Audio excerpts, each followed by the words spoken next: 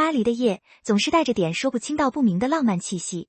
霓虹灯影里，塞纳河畔的风吹过来，带着些微凉意。但这一次，聚光灯下最热的话题，不是哪家的新款高定，也不是哪位超模的台步，而是一个来自东方的年轻人。王一博。名字念出来的时候，你可能脑海里浮现的是某个流量明星的脸，但这次不一样，全程英文。不是那种磕磕巴巴的背诵，是交流，是对话。眼神里有光，嘴角带着点若有若无的笑意，那种从容，装不出来的。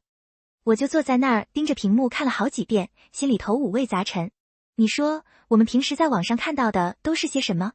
全是碎片，几句话，几个截图就能把一个人定死。尤其是像他这样的公众人物，稍微有点什么风吹草动，标签就贴上来了。文盲、没文化、学历低，这些词儿像钉子一样钉了好几年，拔都拔不掉这记耳光，打得无声无息，却响亮的惊人。我忍不住想，咱们这个社会是不是太着急了？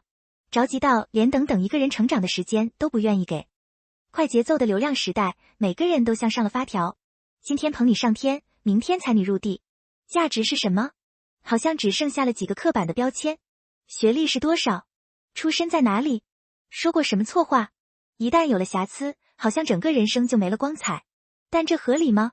真的合理吗？王一博站在巴黎的灯光下，其实是在问所有人这个问题。回想他刚出道那会儿，争议就没停过。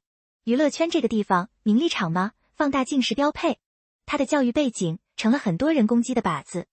那时候网上全是质疑的声音，甚至有人专门去翻他早期的采访，断章取义，为了证明他腹中空空。说实话，换做一般人早崩了，要么沉沦，要么歇斯底里地辩解。但他没有，你看他这几年的路走得多稳，没有大张旗鼓的宣告我要学习，也没有卖惨说我很努力，就是默默地做，就像那种老派的匠人，关起门来打磨自己的手艺。学历是什么？学历是起点，这点我不否认，但它绝对不是终点。人生这场马拉松，起跑线固然重要，可决定你能跑多远的是耐力，是心态，是那种在无人问津时还能坚持下来的韧劲。有时候深夜刷到他的训练视频，我会想，这得付出多少语言，这东西骗不了人。全英文的对答需要听力，需要反应，需要词汇量，这不是几天能练出来的。在繁忙的行程间隙，在飞机上，在化妆间，在别人休息的时候，他在干什么？大概率是在背单词，是在练口语。那种高压环境下，人很容易浮躁，但他沉得住气。这份定力比那个奖项本身更沉甸甸。我就常想，我们普通人是不是太容易给自己设限了？我学历不好，所以我不行；我年纪大了，学不动了；环境不好，没办法。借口总是有的，而且永远不够用。但王一博这个故事就像个镜子，照出了我们的懒惰，也照出了我们的可能。在这个充满变数的时代，翻盘的机会永远存在，前提是你得伸手去抓，你得保持对知识的渴望，哪怕周围全是噪音，大多沉默了吧，或者换个角度继续找茬。但这不重要了，因为光芒已经散出来了，挡不住的。默默努力的人终会发光。这话听着像鸡汤，可现实就是这么残酷又公平。那些只会动嘴皮子的人，注定只能看着别人的背影，在原地踏步中逐渐平庸。这就是现实版的末期少年穷。没什么比这个注脚更深刻了，不仅仅是因为一个明星证明了什么，更是因为这种自我重塑的力量。人是流动的，是成长的。用静止的眼光去看一个动态发展的人，本身就是一种认知的懒惰。我们太习惯用昨天的印象去评判今天的我了，好像一个人一旦被打上标签，就永远撕不下来。但王一博用他的成长轨迹告诉大众，别急，让我再走走看这种真实感，反而让他赢得了更多的尊重。不需要完美，真的，没人需要完美，只需要比昨天的自己更好一点点，这就够了。这种成长的力量打破了公众人物必须完美的刻板印象，它展现了一个真实的人不断进化的过程，这点让我感触颇深。在网络暴力频发的今天，我们每个人都可能是标签的受害者，也可能是施暴者。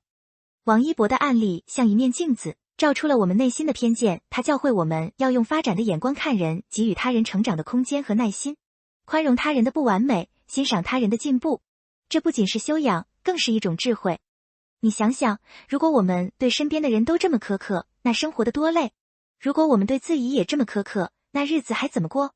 有时候慢一点，宽容一点，反而能看到更多的风景。再往深了想，这事儿其实关乎偶像力量，现在的偶像太多了，长得好看的，会唱跳的，一抓一大把。但真正的偶像应该是什么？不仅仅是外表的光鲜亮丽，更应该是精神的引领者。王一博通过这次表现，向他的粉丝群体传递了一种价值观：学习永远不晚，努力总有回报。这种正向的引导，远比单纯的颜值崇拜更有意义。我见过很多年轻人因为追星而变得更好，他们看到偶像在努力攀登高峰，自己也会受到激励，在自己的生活和学习中奋力前行。这种双向奔赴的成长，才是偶像文化应有的模样。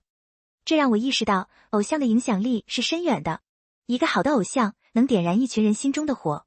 王一博用实际行动诠释了什么是榜样，他可能在某个深夜激励着一个年轻人多背几个单词，多坚持一会儿。这种社会价值的传递比任何奖项都更加珍贵。奖项会蒙尘，会过时，但这种精神上的触动可能会伴随一个人的一生。当你想要放弃的时候，想起那个在巴黎灯光下自信的身影，你可能就会再坚持一下。王一博的成功不可复制。毕竟不是每个人都要成为明星，也不是每个人都要站在巴黎时装周的舞台上。但在各自的领域里，我们都可以像他一样，不被过去的标签所束缚，不被外界的噪音所干扰。无论是职场新人还是中年转型，只要保持对专业的敬畏，保持对未知的探索，就能在平凡中创造不凡学历的低起点。不应成为自我设限的理由，外界的质疑声更不应成为停下脚步的借口。关键在于，你是否愿意为了心中的目标，付出常人难以想象的努力。读到这里，我深感共鸣。我们大多数人都是普通人，没有聚光灯的照耀，但生活的挑战是一样的。王一博的故事是一剂强心针，提醒我们不要自我设限。无论起点如何，只要方向正确，步履不停，终能抵达心中的彼岸。这种普世的励志意义，超越了娱乐圈的范畴，具有更广泛的社会价值。它告诉我们，生活终究是自己的，精彩与否，全由你自己定义。最后，当我们再次审视王一博在巴黎的表现，看到的不仅仅是一个明星的高光时刻，更是一个年轻人对命运的抗争与掌控。他用实力证明，流量可以带来关注，但只有实力才能赢得尊重。那些曾经的质疑与嘲讽，如今都化作了衬托他光芒的背景板。在这个喧嚣的世界里，他选择用沉默的努力来回应一切。这让我们相信，时间是最公正的裁判，他不会辜负每一个认真生活的人。愿我们都能像王一博一样，在各自的赛道上不驰于空想，不骛于虚声，用汗水浇灌梦想，用实力书写人生。王一博的故事不仅仅是一个娱乐新闻，它更像是一个关于勇气与坚持的寓言。